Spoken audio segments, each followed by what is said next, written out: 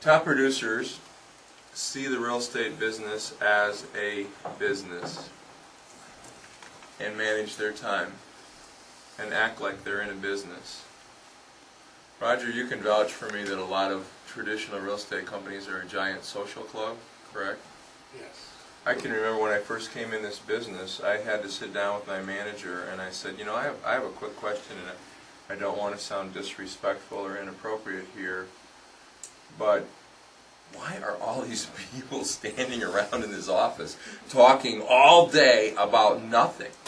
What do they expect to get out of this business? Remember the old days, Bert? 12, 15 hours a week of floor time? Right? Tours. Did you ever go on tours? No, they were before your time. No. When I came in this business, the broker's number was on the signs. You had to take 12 to 15 hours worth of floor time or you didn't get any leads at all, because that's where all the leads came, was to the office. Once a week you had a tour meeting. Every house that was listed by your office that week was physically toured by every agent in the office. You came in at 9 o'clock on Tuesday, you were lucky to get out by 12 or 1, and if you didn't go to lunch, you were considered unfriendly and antisocial. So your whole Tuesday was pretty much gone. By the time you got done screwing around with this nightmare, everything was gone. Okay? So I went to my broker and said, I don't want your floor time, and how often do I have to come to tour meetings to stay here?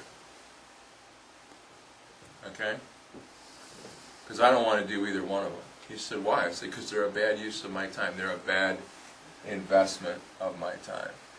I can go out and talk to expireds and buy owners and get a lot more business and in a big, big hurry. Set specific time for family and friends. Watch evening appointments.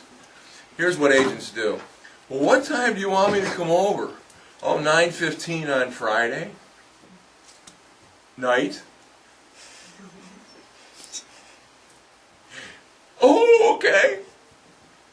I don't have a life. Just run over it. What should you say instead?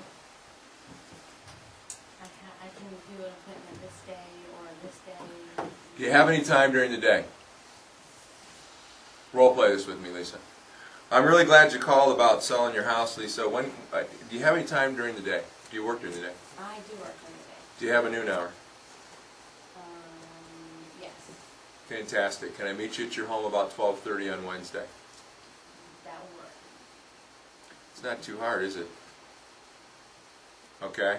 If she said, no, I don't take a lunch hour, I would say, what time do you go to work in the morning? She says 9 o'clock, I'll say, fine, I'll see you at 8. She says, well, I go to work at 7 or 6:30 in the morning. I say, fine, what time do you get off? 3. Fine, I'll see you at 3:15. Okay?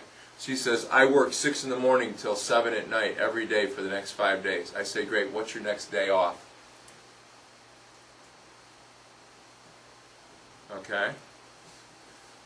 I hope you guys are hearing me on this one. There is no reason there's hundreds of agents in this town today that on Monday night will be in somebody's house unnecessarily. I learned all that from a guy in Spokane, Washington who had 8 kids and sold 150 houses a year. And he told people, I have 8 kids. I don't go out after 5:30 at night. I spend time with my family. And he taught me everything I'm teaching you right now. Guy was a genius. Didn't work weekends either.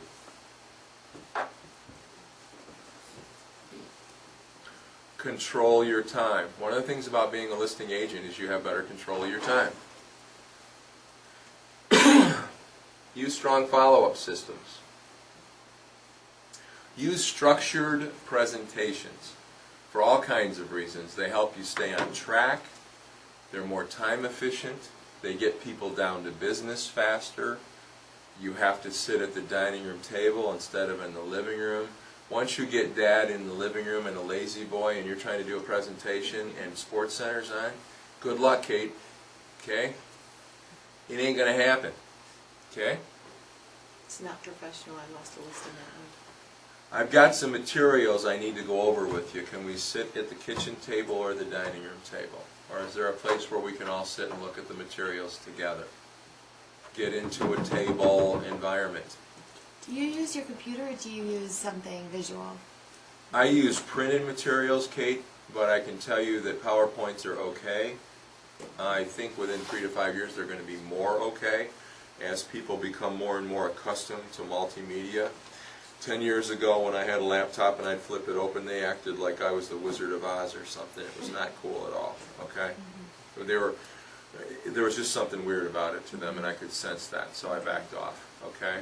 But I take the exact PowerPoint that I would do here, print it on nice color paper, and go over it with them.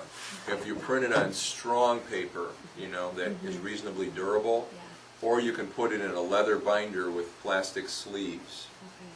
Okay, you can do that too. The other disadvantage with a PowerPoint on here is if you want to leave that with them, you can't do that. I'm talking to you and you say, well, you know, that's great and everything, but my husband couldn't make it today, he got called into work. Now I've got to rely on you explaining this all to your husband. That's not cool, okay? So you need a combination. You need a nice visual presentation, you need color, okay?